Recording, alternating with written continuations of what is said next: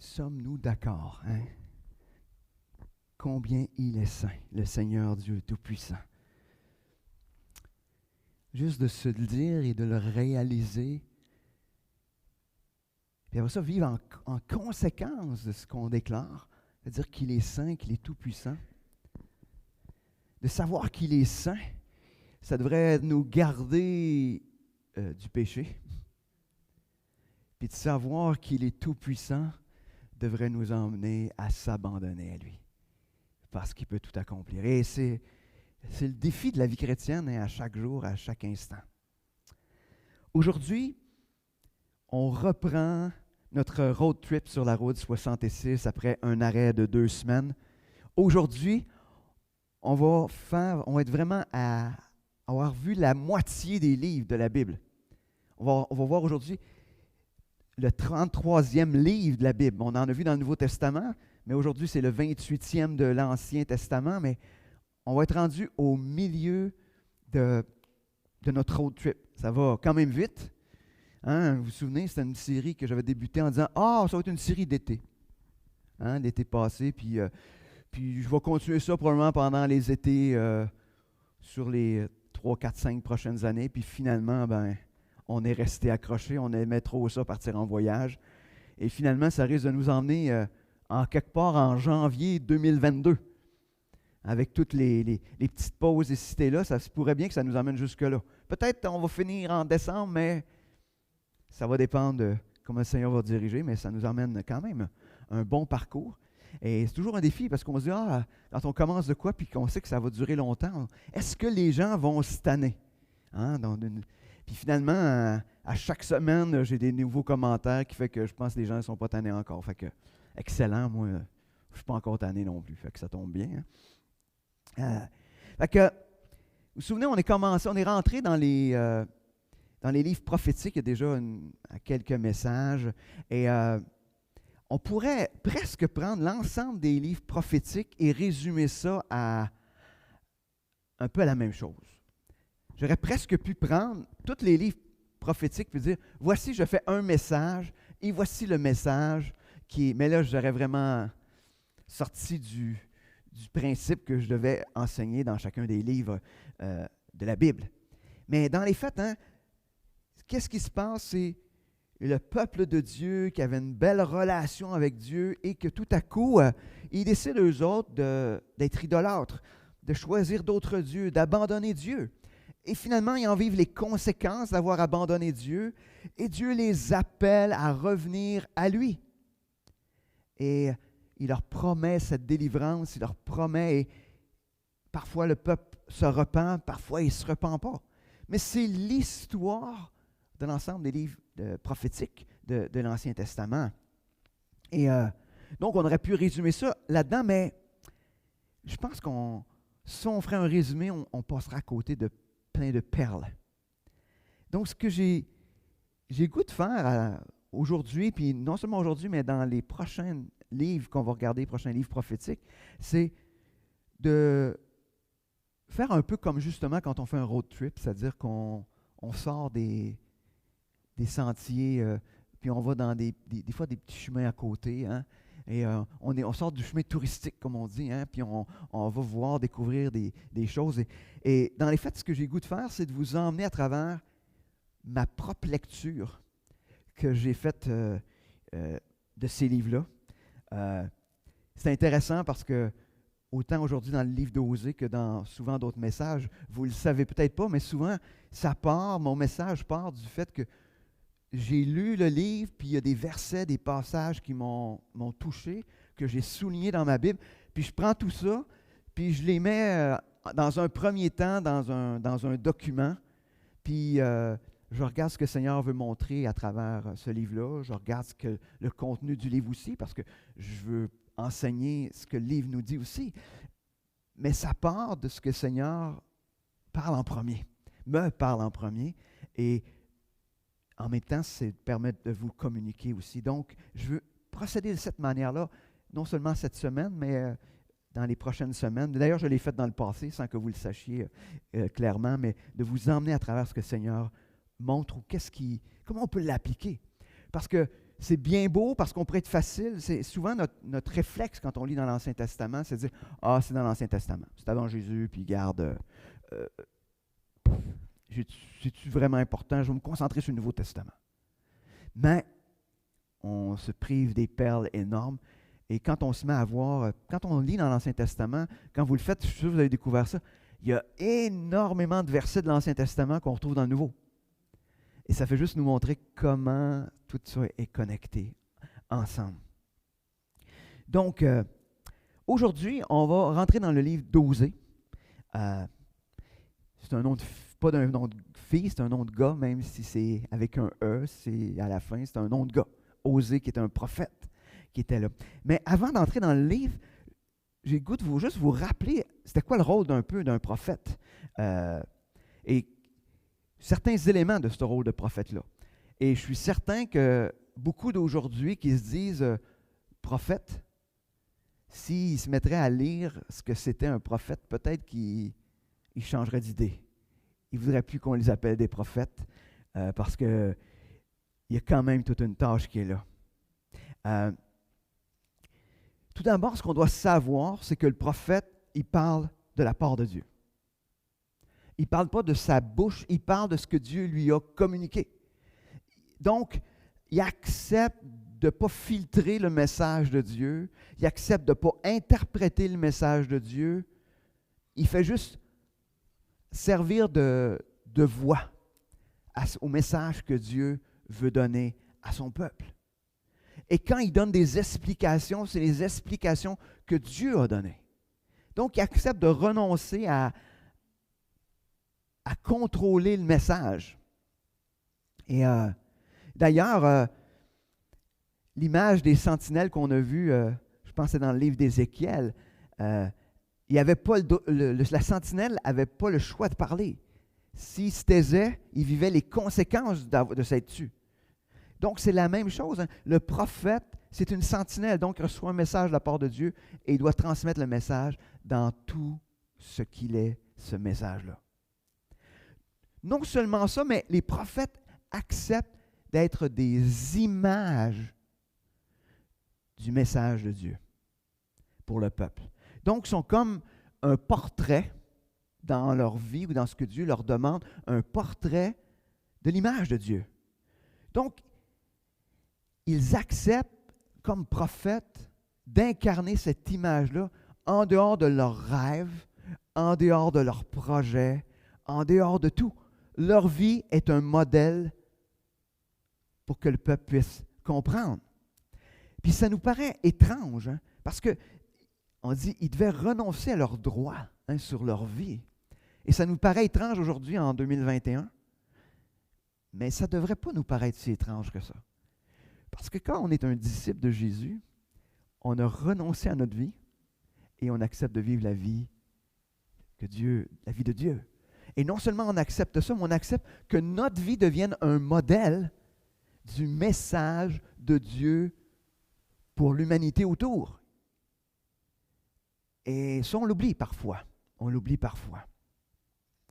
Donc, ça nous donne peut-être une bonne réflexion. Je pense qu'une image d'un prophète est aussi une image de ce que c'est un disciple de Jésus. Mais si on applique ça un petit peu à Osée, puis on regarde dans les premiers chapitres du livre d'Osée, je ne lirai pas dans les premiers chapitres, mais on voit que Osée, Dieu lui demande quelque chose de pas facile. Osée accepte d'être cette image pour le peuple de Dieu. Et ce que Dieu demande à Osée dans les 3 premiers chapitres, il lui demande premièrement, va épouser une femme prostituée. Est-ce que c'était dans le planning d'Osée de dire, OK, je veux une épouse et mon épouse sera une prostituée? Absolument, ça ne fait pas partie des choix 1. En plus, c'est un prophète. Donc, Dieu lui demande d'aller avec une femme considérée comme impure. C'était quand même quelque chose d'assez terrible. Et il lui dit, marie cette femme-là, aie des enfants. Fait que Osée a des enfants avec cette femme prostituée. Et ce qu'on apprend, c'est que cette femme est retournée à sa prostitution. Et qu'est-ce que Dieu demande à Osée? Aime-la. Aime-la. Va rechercher, aime-la. Aime cette femme qui est retournée à sa prostitution. Puis là, on se dit, qu'est-ce que c'est ça? Mais c'est tout simplement l'image. Il est une image de ce que Dieu fait avec son peuple. Cette prostituée, c'est ce peuple qui était voué à d'autres dieux avant de le connaître. Et là, il dit, je suis allé le chercher, je l'ai aimé, j'en ai pris soin. Et non seulement j'en ai pris soin, mais c'est devenu ce qui avait de plus précieux pour moi. Et vous êtes retournés comme cette femme prostituée-là. Vous êtes retournés à toutes vos idoles. Et le Dieu est en train de dire, mais je vais t'aimer. Je vais t'aimer encore. Je vais t'aimer malgré que tu es retourné. Ça nous montre tellement la grandeur de l'amour de Dieu. Mais imaginez, Osée, ce prophète, par sa vie, est en train de démontrer ce que Dieu est pour son peuple. Et c'est la même chose pour nous aujourd'hui. On a vu dans l'Évangile langue seconde, est-ce que j'en appelais l'histoire de Dieu. L'histoire de Dieu, ça commence avec Dieu qui crée toutes choses parfaites. Après ça, il y a la chute de l'homme, le péché qui rentre. Puis après ça, c'est toute l'histoire de la rédemption. Dieu qui veut rétablir cette relation-là, qui veut donner à nouveau à l'homme cette intimité-là avec lui, qui vient se culminer avec le sacrifice de Christ à la croix où il y a résurrection, pour enfin en faire une nouvelle création. Mais dans l'Ancien Testament, dans cette histoire-là, c'est en concentré exactement la même chose. On voit tout cet aspect de Dieu qui veut rétablir la relation avec ce peuple qui est prostitué, qui s'est détourné de Dieu. Et là, on voit comment Dieu aime et qui veut rétablir afin de pouvoir qu'il y ait cette nouvelle création, cette nouvelle nature. Et comment on peut tout juste se l'appliquer à nous-mêmes aujourd'hui dans nos propres vies. Autant, avant de connaître Christ, on était perdus. Dieu voulait rétablir cette relation pour laquelle on était créé. On est venu à Christ, on a été rétabli dans cette relation-là. Mais qu'est-ce qui se passe encore aujourd'hui? On a encore besoin de cette histoire de Dieu. Imaginez, parce que comme chrétien, on va pécher. Puis quand on pêche, on a encore besoin de revenir à la croix. On a encore besoin de l'histoire de cette rédemption merveilleuse. Et Dieu nous transforme à être de plus en plus semblable à lui. Vous avez peut-être l'impression que je suis en train de vous emmener bien ailleurs que dans le livre d'Osée, mais vous allez voir que dans l'histoire d'Osée, c'est exactement cette même histoire qui s'applique au peuple dans l'Ancien Testament, mais qu'aujourd'hui on peut prendre et s'approprier à nous en 2021. Avant d'aller plus loin, on veut se tourner vers Dieu. Seigneur, ce matin, viens nous diriger, viens parler à nos cœurs à travers ce prophète, à travers Osée. Seigneur, on comprend que cette histoire est une histoire qui s'est passée il y a bien des années, mais à travers cette histoire, Seigneur, tu veux nous enseigner ce matin. Tu veux nous enseigner personnellement, tu veux nous enseigner chacun d'entre nous. Seigneur, que tu puisses parler à tous. Seigneur, qu'on ne termine pas ce temps dans la parole, Seigneur, sans t'avoir rencontré, sans avoir goûté à ce plan rédempteur que tu as pour nous vivre, sans avoir à nouveau s'être tourné vers toi, sans avoir à nouveau décidé de te suivre, peu importe. Seigneur, viens nous conduire ce matin dans ta parole. Amen.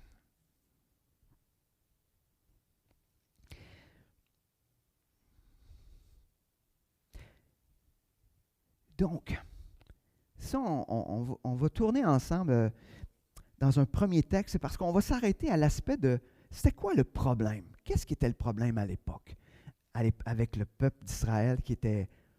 On va voir c'était quoi le problème, et pour ça, on va tourner dans Osée, au chapitre 10. On va lire les 4 premiers versets. Et ces versets-là nous montrent vraiment qu'est-ce qui est sur le cœur de Dieu et qu'est-ce qui s'est passé.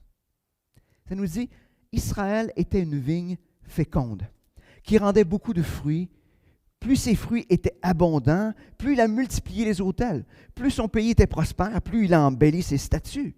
Leur cœur est partagé. Ils vont emporter la peine, l'Éternel renversera leurs autels, détruira leurs statues, et bientôt ils diront, « Nous n'avons point de roi, car nous n'avons pas craint l'Éternel, et le roi, que pourrait-il faire pour nous? » Il prononce des paroles vaines, des serments faux. Lorsqu'il conclut une alliance, aussi le châtiment germera, comme une plante vénéneuse dans les sillons des champs. Ce que Dieu est en train de dire à travers ce texte-là, il est en train de nous dire, c'est Israël était une vigne féconde. C'est-à-dire qu'elle apportait du fruit. Apportait beaucoup de fruits. Donc, dans cette intimité-là avec Dieu, il portait du fruit. Portait du fruit. Puis pas juste un peu, il en portait beaucoup. Beaucoup de fruits. Et c'est une réalité aussi pour nous, dans cette marche avec Dieu, que quand on marche avec Dieu, notre vie est transformée, les fruits sont évidents dans nos vies. Hein, tu sais, cette image, on connaît un arbre à ses fruits, mais pour un disciple, on reconnaît sa marche avec Dieu à ses fruits. Si les fruits ne sont pas là, si on ne voit pas cette manifestation de la vie de l'esprit dans la vie de la personne, si on ne voit pas cette vie transformée, ça nous parle de l'intimité avec Dieu. Et c'est la même chose. Mais ce qui est fascinant, puis qui des fois, qui est arrivé avec ce peuple-là, mais qui se passe des fois avec nous, c'est comment ça se fait que ce peuple-là, que plus il vivait dans l'abondance, il me semble que ça aurait dû donner le goût d'être encore plus proche de Dieu. Et non. Et non. C'est que le problème, c'était qu'au lieu que la bénédiction les rapproche de Dieu, au contraire, ils étaient de plus en plus éloignés. Ils ont multiplié les autels, donc d'autres idoles. Puis non seulement ils ont multiplié les idoles, ils les ont rendus plus cute. Hein? Ça nous dit qu'ils ont embelli leur statut. Imaginez. On ne fait pas ça, je le sais, là. On ne fait pas ça. Mais malheureusement, je crois qu'aujourd'hui, notre parcours humain ressemble drôlement à ça. Parce que même pour nous qui reconnaissons que la bénédiction vient de Dieu, d'ailleurs, on s'entend que même les gens qui sont athées, hein, quand ils sont face à la mort, ils vont se mettre à crier à Dieu. Ah, certains vont résister. Mais la majorité des gens vont crier à Dieu parce qu'ils vont se dire, « Hey, Dieu, tu peux faire quelque chose. » Mais je ne sais pas si vous avez remarqué quelque chose aussi. Souvent, on crie à Dieu dans le désespoir. Puis quand ça commence à bien aller, Dieu n'est plus dans le discours. Même pour les enfants de Dieu, là. Pas juste pour les non-croyants. Dieu n'est plus dans le discours. On oublie Dieu. Et c'est ce qu'il est en train de faire.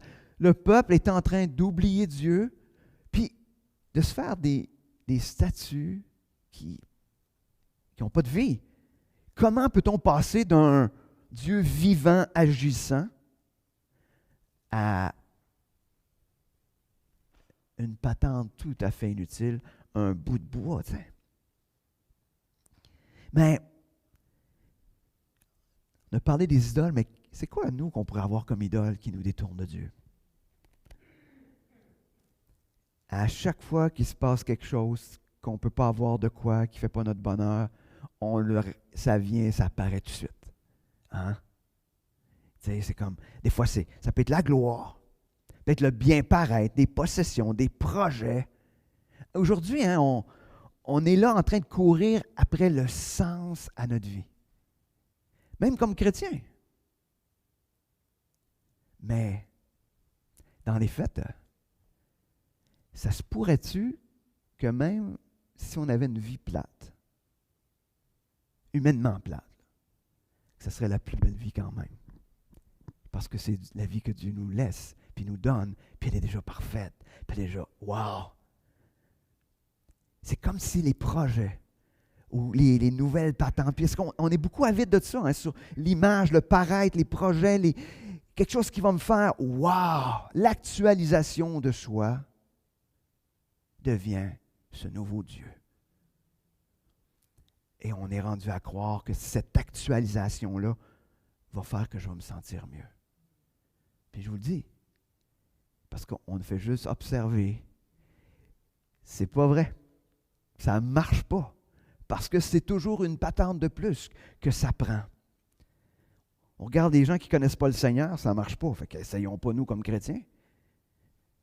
Si les non-croyants, ça ne compte pas rien, mais imaginez pour nous autres. Parce que nous autres, en plus, on a goûté à ce que Dieu peut nous donner. Mais c'est malheureux, je trouve, que comme croyants, sans le savoir, à travers des fois la bénédiction, on est juste en train de se détourner de Dieu. La preuve de se détourner de Dieu, c'est combien nos Bibles sont fermées. Combien notre bouche n'exprime pas des prières à notre Dieu. Ça montre comment on est en train de se faire notre vie par nous-mêmes, en disant, parce qu'à chaque fois que ma Bible est fermée, c'est-à-dire, je suis en train de dire à Dieu, je n'ai pas besoin de t'entendre. Je n'ai pas besoin de t'entendre. Puis, je ne te parle pas parce que tu ne pourras pas rien changer dans ma vie. C'est ce qu'on est en train de dire. Ça a l'air dur, hein, dit comme ça, mais c'est exactement ce que ça signifie. Qu'est-ce qui est en train de prendre cette place-là? Est-ce qu'on est dans ce même pattern-là? Est-ce qu'on a le même problème que le peuple qui était là, des idoles qui sont dans nos vies, des choses qui prennent la place de Dieu, qui prennent des priorités ou qui... Puis des fois, dans notre erreur, on dit « Ah oui, Dieu, il faut qu'il soit notre priorité. » C'est faux. Il y a juste Dieu. Le reste, c'est même pas des priorités, tout est secondaire. La priorité, c'est Dieu. Et si ça, c'est là, c'est pas une des priorités ou la première priorité, mais c'est l'unique priorité. Qu'est-ce qui prend la place de Dieu? Si je vous posais la question, puis tantôt, ceux qui veulent se joindre au Zoom, peut-être on pourra le partager, mais qu'est-ce qui, dans ma vie actuellement, prend la place de Dieu? Pas dans tous les aspects de ma vie, parce que des fois, c'est juste dans un aspect de ma vie. Dire, y a-t-il quelque chose dans ma vie qui prend la place de Dieu dans ce domaine-là de ma vie? Des fois même, hein, des fois, on ne s'en rend pas compte, mais on est en train de les embellir aussi, nos statues, hein, nos idoles. On les rend acceptables chrétiennement. Elle est super belle, elle est cute. Puis les autres chrétiens disent « Ah ouais, ok, ouais, c'est ça. Ouais, c'est pas pire, c'est pas pire. » Si vous saviez comment, des fois, dans notre pensée, en tout cas, vous n'êtes peut-être pas comme moi, mais moi, comment dans ma tête, je tourne les choses juste pour rendre ça conforme à que ça soit acceptable. Puis que je pense que, ouais, ok, c'est bon. Puis, mais c'est présent. Comment? Alors, n'essayons pas d'embellir. Laissons Dieu nous parler. Laissons Dieu mettre en lumière ce qui prend sa place dans différents domaines de nos vies. Ce qui va un peu plus loin on pourrait dire dans cet aspect du problème, c'est que souvent on va se choisir au lieu de choisir Dieu. Des fois, on le fait par ignorance. Hein, Osée 4,6 nous dit « Mon peuple est détruit parce qu'il lui manque la connaissance. Puisque tu as rejeté la connaissance, je te rejetterai, et tu seras dépouillé de mon sacerdoce. Puisque tu as oublié la loi de ton Dieu, j'oublierai aussi tes enfants. » Le problème, souvent, c'est qu'on choisit l'ignorance. C'est pas, quand il parle de l'ignorance-là, c'est pas le peuple, pauvres autres, ils n'étaient pas au courant. Non. Ils avaient choisi l'ignorance. Ils avaient choisi de ne pas connaître Dieu.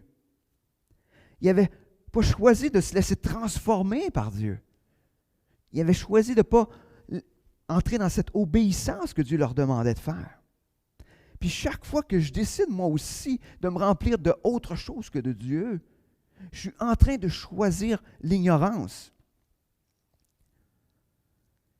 Puis là, on va dire, là, des fois, il y a d'autres choses que... Oui, mais je vais essayer d'être plus clair, mais chaque fois que je suis en train de choisir quelque chose qui ne me rapprochera pas de Dieu, je suis en train de choisir l'ignorance.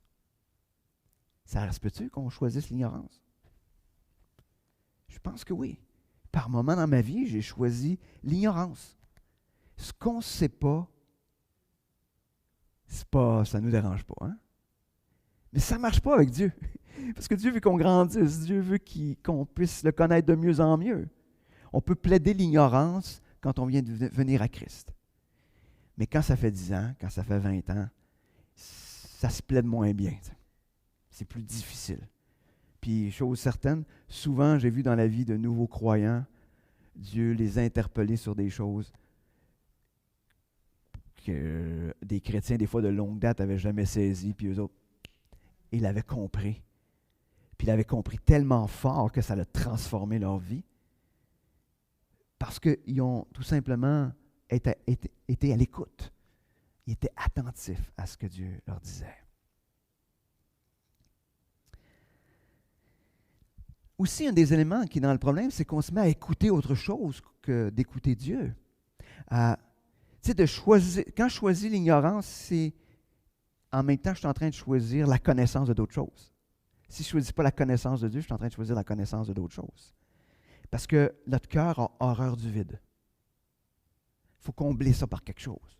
Hein? Puis, pas juste le cœur, mais tout a horreur du vide. Hein? Tout vient se combler. Hein?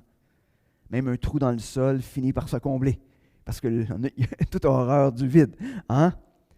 Si ce n'est pas Dieu qui vient remplir, c'est autre chose. C'est inévitable. Osée 4:12, un texte qui peut nous faire même sourire, ça dit « Mon peuple consulte son bois, et c'est son bâton qui lui parle. Car l'esprit de prostitution égare, ils se prostituent loin de leur Dieu. » Ça nous fait sourire, mais c'est une immense tristesse. Se mettre à l'écoute de ce qui donne rien. Rien de bon dans notre vie. De se mettre à l'écoute de quelque chose qui est tout simplement l'écho de notre cœur, de notre chair, notre cœur qui désire des choses juste pour lui-même. Hein, combien de fois, hein, puis tantôt je le mentionnais, mais je pouvais chercher des réponses qui vont me satisfaire, pas auprès de Dieu parce que je connaissais sa réponse. Mais je lisais, je posais des questions à l'un puis à l'autre, jusqu'à temps que je sois convaincu que j'avais raison. Puis, tout simplement pour réaliser après quelque temps que j'avais totalement tort. Puis Dieu, il est tellement miséricordieux, il nous aime incroyable, de manière incroyable. Il nous emmène toujours à nous confronter à cette espèce de folie qui est attachée là. Mais on a de la misère à juste prendre ce que Dieu nous dit. On est toujours obligé ouais, mais tu sais, comment de fois dans des discussions qu'on a entre chrétiens, ouais, mais ce texte-là, ça ne veut pas vraiment dire ça. Pas tout à fait. Tu sais, oui, mais c'était à l'époque. Aujourd'hui, Dieu ne demande pas ça. Puis des fois, on est là, mais qu'est-ce qui se passe? C'est qu'on devient aveuglé. Parce que ce que ça dit, c'est que l'esprit de prostitution égare. Parce qu'on finit par croire autre chose. Mais comme nous comme enfants de Dieu, on ne peut pas. Mais il semble qu'il y a un non-sens d'aller chercher la réponse ailleurs qu'auprès de Dieu. Il y a un non-sens. Puis je ne dis pas que je ne le fais pas, puis non, je suis juste en train de dire que, imaginons-nous, là, tu sais, on va juste se sortir de nous-mêmes, là, on va juste regarder ça objectivement. Il y a un non-sens à aller ailleurs qu'auprès de celui qui a la réponse à toute chose. Les Écritures sont complètes. Ils vont avoir des réponses pour tous nos questionnements, nos désirs. Même, des fois, on dit « Ah ouais, mais là, il y a des affaires aujourd'hui qu'il n'y avait pas dans le temps. » Je sais. Mais il y a des principes des Écritures qui sont là, qu'on peut utiliser. Rappelons-nous que chaque fois qu'on va ailleurs qu'auprès de Dieu, je ne dis pas que Dieu ne nous emmènera pas à aller voir ailleurs après, ça c'est autre chose. Mais rappelons-nous qu'à chaque fois qu'on fait ça, on est en train de penser qu'on est au-dessus de Dieu. On est capable par nous-mêmes. Puis, inévitablement, on va se rendre juste à la même place. On va se retrouver être obligé d'aller à Dieu. Alors, que Dieu ne soit pas notre dernier recours, mais qu'il soit notre première action. Ça me fait penser à quand on se tourne vers autre chose que Dieu, on rentre dans une espèce de cycle qui nous conduit, comme je disais tantôt, à l'égarement. Mais je trouve que ça nous fait penser un peu au psaume 1, les premiers 3 versets en l'occurrence, mais qui nous dit « Heureux l'homme qui ne marche pas selon le conseil des méchants, qui ne s'arrête pas sur la voie des pécheurs et qui ne s'assit pas en compagnie des moqueurs, mais qui trouve son plaisir dans la loi de l'Éternel et qui la médite jour et nuit. Il est comme un arbre planté près d'un courant d'eau qui donne son fruit en sa saison et dont le feuillage ne se flétrit point. Tout ce qu'il fait lui réussit. » Intéressant, il commence en disant « Tu es heureux si tu n'es pas en train de suivre les principes de ceux qui ne connaissent pas Dieu. » Donc, que tu es en train de suivre les principes qui viennent de Dieu. Et après ça, il dit tu es aussi heureux si tu n'es pas en train de juste t'arrêter puis de checker ça et de dire « Ah, ça a l'air intéressant. » Je considère ce que les gens qui ne connaissent pas Dieu font. Puis après ça, c'est qu'il dit, tu es aussi heureux si tu n'es pas en train d'être assis, parce que être assis, c'est de prendre part aux mêmes affaires que ceux, parce que les moqueurs, c'est l'image de se moquer de Dieu. Puis c'est pas se moquer de Dieu par des fois notre bouche, mais par nos comportements. Mais il dit, au lieu qu'il trouve son plaisir dans la loi de l'Éternel, qu'il la médite jour et nuit. Wow! Imaginez, là, quand David écrit ça, là, tu as le Pentateuque, là. Genèse, Exode, Lévitique, Nombre, Deutéronome. C'est ce qu'ils ont, là, tu sais. C'est ce qu'il y a comme livre. Qui trouve son plaisir là-dedans. Imaginez, là, on est loin, là, tu sais. On a passé au travers, là, dans la route 66, vous vous souvenez, là? Hein? Mais qui trouve son plaisir dans la loi de l'Éternel. Est-ce qu'on trouve notre plaisir, nous autres, dans la Bible au complet? Hein, on est quand même bénis, là, tu sais. Est-ce qu'on trouve notre plaisir là, qu'on trouve nos réponses là, qu'on sonde le cœur de Dieu à travers les Écritures? Mais aussi, un des éléments le problème majeur, où je trouve, c'est que l'orgueil est l'élément dans la vie, dans nos vies, malheureusement comme enfants de Dieu, qui est encore trop présent. C'est parce que cet orgueil-là nous empêche de revenir à Dieu, nous garde loin de Dieu, nous amène à choisir au lieu de choisir Dieu. On veut s'en sortir par nous-mêmes. Osée 7,7 nous dit « Ils sont tous ardents comme un four et ils dévorent leurs juges. Tous leurs rois tombent, aucun ne m'invoque. » Et dans la seconde 21, il dit « Aucun ne fait appel à moi. » Vous êtes dans le trouble puis vous ne venez pas me voir. C'est ça qu'il est en train de dire. Personne ne vient me voir. Ça prend combien de temps? Là, je ne vous demande pas de répondre. De toute façon, il n'y a pas beaucoup de monde ici, là, mais répondez intérieurement. Ça vous prend combien de temps? Vous êtes combien de temps dans le trouble finalement avant d'aller à Dieu?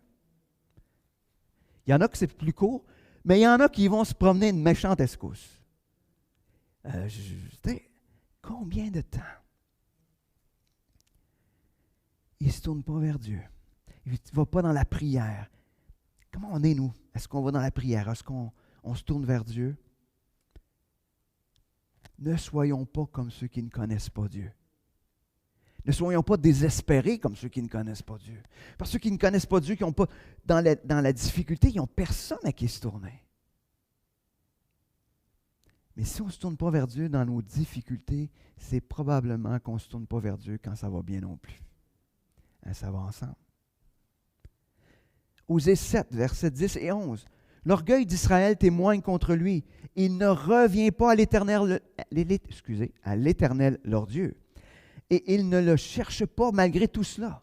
Éphraïm est comme une colombe stupide, sans intelligence. Ils implorent l'Égypte, ils vont en Assyrie. Hein? On a vraiment ici le peuple qui, à cause de leur orgueil, ils ne reviennent pas à Dieu. Ils ne le cherchent pas. Puis, mettons la qualification de stupide et de sans intelligence. Hein? On dirait aujourd'hui, en bon québécois, épais.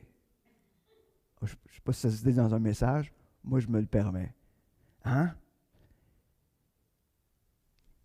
Vous êtes épais. Hein? C'est ce que Dieu est en train de dire. Tu sais, vous êtes épais parce que vous êtes en train d'aller implorer l'Égypte. Vous êtes en train d'aller ailleurs. Vous êtes en train d'aller chercher ailleurs. Au lieu de revenir à Dieu, vous êtes en train de chercher partout ailleurs. Et ça, c'est épais.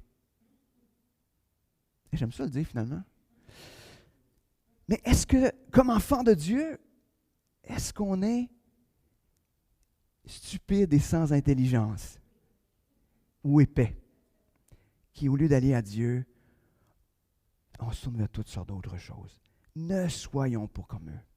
Ne soyons pas comme ceux qui ne connaissent pas Dieu.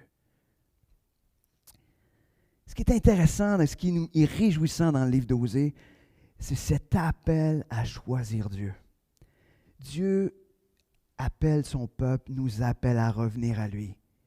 Cet appel qu'on a entendu un jour dans notre vie, afin de venir à lui, de lui donner notre cœur, de lui donner notre vie complètement et de reconnaître qu'il est le seul et unique sauveur.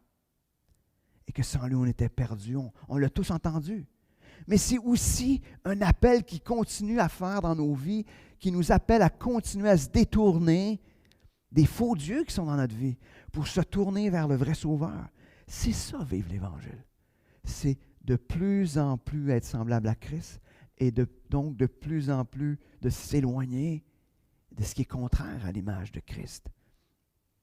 Osée 6, versets 1 à 3, ça nous dit « Venez, retournons à l'Éternel, car il a déchiré, mais il nous guérira. Il a frappé, mais il bandera nos plaies. Il nous rendra la vie dans 2 jours. Le 3e jour, il nous relèvera et nous vivrons devant lui. Connaissons, cherchons à connaître l'Éternel. Sa venue est aussi certaine que celle de l'aurore. Il viendra pour nous comme la pluie du printemps qui arrose la terre. » On pourrait presque prendre ce texte-là, faire un copier-coller puis le mettre dans le Nouveau Testament. Exact. Dieu corrige, mais aussi il est celui qui guérit, qui rétablit. Cherchons à connaître Dieu de mieux en mieux, pas dans notre tête, pas intellectuellement. Dieu, il n'y en a rien à faire de chrétiens qui connaissent intellectuellement leurs Écritures, puis qui sont capables de marcher, pas marcher, mais qui sont capables d'énumérer droitement. Non, ce qu'il veut, c'est des gens qui sont capables de vivre cet évangile-là, qui se laissent transformer par cet évangile-là. Ce qui est intéressant, c'est, dans l'Ancien Testament, il parle de la venue. Il parlait de la venue de Jésus. Mais nous, en plus, on sait qu'il va revenir. Nous, on a comme quelque chose d'intéressant que les autres n'avaient pas. Hein? C'est que nous, on sait qu'il est déjà venu une fois. Fait que, donc, ce qu'il avait promis est arrivé. Et donc, s'il l'a promis puis c'est arrivé, on sait que quand il va, parce qu'il dit qu'il reviendrait, on est assuré qu'il va revenir. Et il nous le promet. Si on va un petit peu plus loin dans ce chapitre-là, au chapitre 6, verset 6, ça dit « Car j'aime la piété et non les sacrifices et la connaissance de Dieu plus que les holocaustes. » Dans Second 21, ils disent « En effet, je prends plaisir à la bonté et non au sacrifice, à la connaissance de Dieu plus qu'aux holocaustes. » Dieu ne veut pas de gens qui sont en train de faire des affaires pour chercher que Dieu nous aime plus, nous aime moins, nous aime davantage. Il ne veut pas ça. Il veut des gens qui sont proches de lui, qui sont en intimité avec lui, qui vont écouter sa voix, qui vont l'obéir. Il ne veut pas un paquet d'affaires qu'on est en train de faire. Il ne veut pas un paquet de « il faut ». Il veut une relation. intime avec chacun d'entre nous. Il veut qu'on s'approche de lui. Il veut qu'on porte du fruit. Donc, une connaissance obéissante, une connaissance qui transforme. C'est intéressant parce qu'il y a un texte je pense qu'on avait regardé dans 1 Samuel 15, 22, qui va un peu dans ce sens-là, où Samuel dit « L'Éternel trouve-t-il du plaisir dans les holocaustes et les sacrifices, comme dans l'obéissance à la voix de l'Éternel?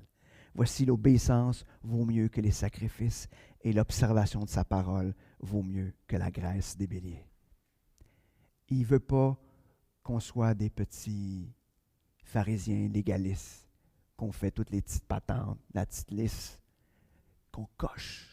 J'ai fait ci, j'ai fait ça, j'ai fait ça, j'ai fait ça. Ma vie, elle est selon la norme. Non. Il veut ton cœur, il veut ta vie, il veut cette intimité-là avec toi. C'est ce qu'il veut. Ce qu'il veut, c'est qu'on soit tellement proche qu'on se dise « Ah, wow, Seigneur, tu me demandes ça, go. » Hein, comme les prophètes qui aimaient tellement leur Dieu, qui étaient prêts à sacrifier leur vie pour juste obéir à ce que Dieu demandait. Pourquoi répondre à cet appel? Livre d'Osée nous donne au moins 3 raisons pour lesquelles on devrait revenir à Dieu. De répondre à cet appel, d'abandonner ce qui prend la place de Dieu dans notre vie. Osée 11, versets 1 à 4. Quand Israël était jeune, je l'aimais et j'appelais mon fils hors d'Égypte, mais ils se sont éloignés de ceux qui les appelaient. Ils ont sacrifié au Baal, ils ont offert de l'encens aux idoles. C'est moi qui guidais les pas d'Éphraïm, les soutenant par ses bras. Ils n'ont pas vu que je les guérissais. Je les tirais avec des liens d'humanité, avec des cordages d'amour. Je fus pour eux comme celui qui aurait relâché le joug près de leur bouche. Et je leur présentais la nourriture. Pourquoi qu'on devrait revenir à Dieu? Parce qu'il nous aime. Parce qu'il prend soin de nous. Puis même si on se détourne de lui, dans son amour, il va continuer à nous guider, à nous soutenir, à nous guérir ces cœurs qui sont brisés. Il va agir, comme le texte dit, avec humanité, avec amour. Il va libérer les fardeaux, il va nous nourrir. Tu es aimé de Dieu. Le crois-tu? C'est la principale et première raison pour laquelle on devrait, sans hésiter, revenir à lui.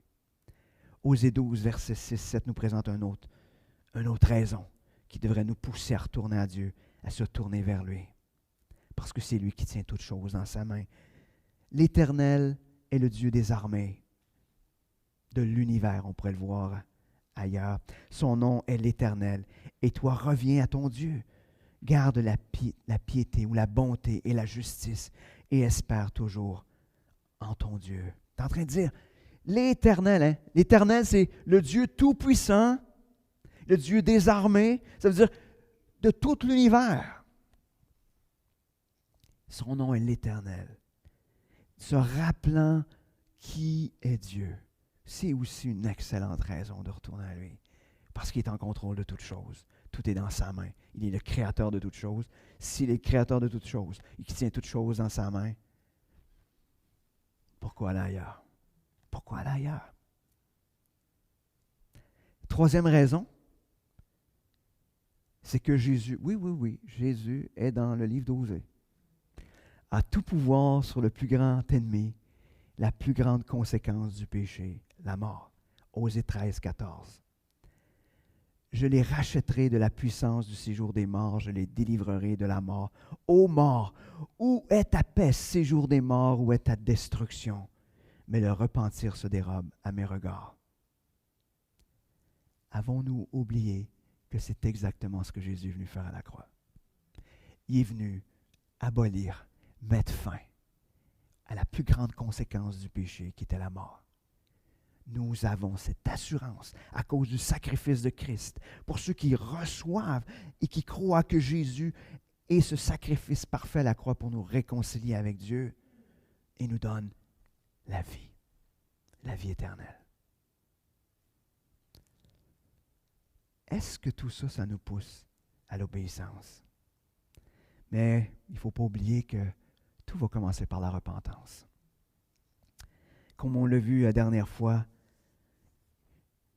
le retour à Dieu, la réponse à son appel commence par la repentance. Reconnaître que nous sommes éloignés de Dieu, que nous avons péché et que Dieu seul est la solution, qu'il est la vérité.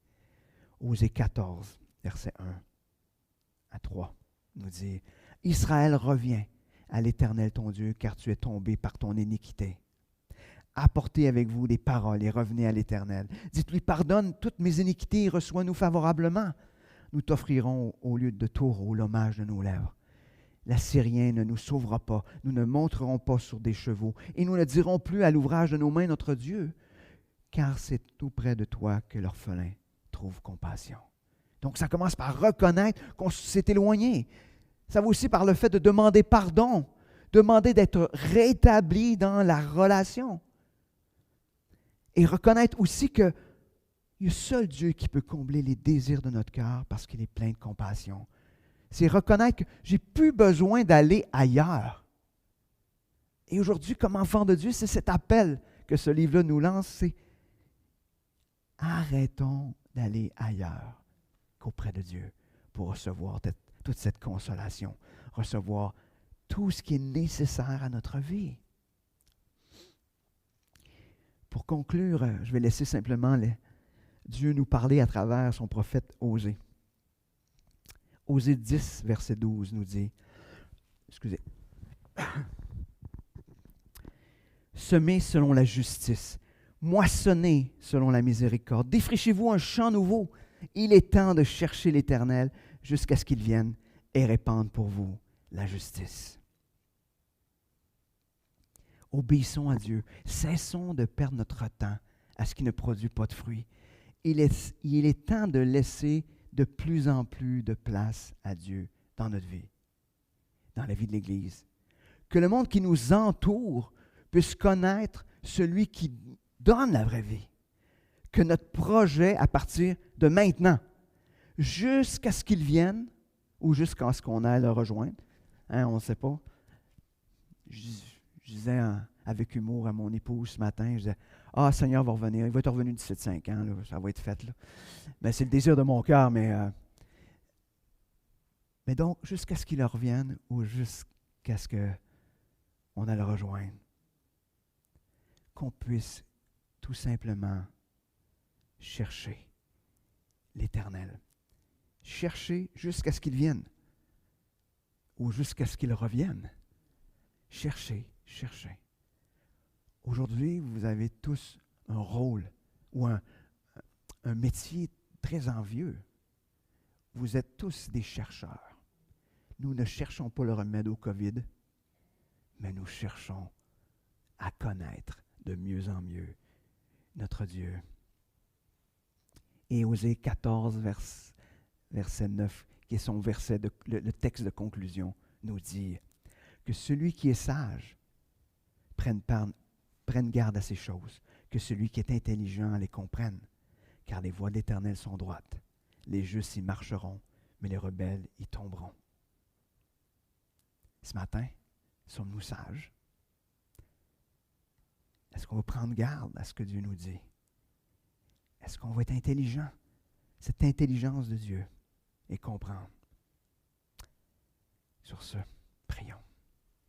Merci Seigneur, merci de ta parole qui, encore une fois ce matin, nous interpelle à revenir à toi. Nous interpelle à faire le ménage dans ce qui nous éloigne de toi. Seigneur, ce matin, on est disponible à t'entendre. Seigneur, qu'est-ce qui dans ma vie est une idole? Qu'est-ce qui dans ma vie prend de la place? Qu'est-ce qui devient plus important que de te connaître plus, que de passer du temps avec toi, que de te découvrir? Seigneur, ce matin, on veut t'apporter ces idoles-là. On veut les déposer, Seigneur. On veut les mettre sur la croix. Seigneur, parce que tu es mort pour nous rendre libres de ces idoles-là. Et Seigneur, ce matin, nous voulons que tu sois notre seul et unique Dieu. Seigneur, on veut plonger nos regards dans ta parole, pas juste pour lire, mais pour te découvrir, te connaître. Seigneur, on va avoir de ces temps avec toi où on va te parler, Où est-ce que tu vas nous parler? Seigneur, on veut de cette intimité avec toi, comme tu nous en parles dans le livre d'Osée, et comme tu en parles à travers toutes les Écritures, Seigneur. Seigneur, on veut être comme Adam qui, dans le jardin, se promenait le soir et avait ses conversations avec toi. Seigneur, c'est ce qu'on veut, cette intimité, comme dans le jardin, Seigneur, parce que c'est à ça que tu nous appelles. Merci, Seigneur, pour ta parole. Garde-nous près de toi. Amen.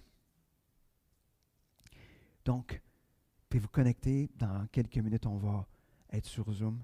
Donc, que le Seigneur puisse mettre ces paroles qu'on a entendues ce matin dans vos cœurs, viennent vous transformer et que Dieu puisse devenir votre Dieu unique.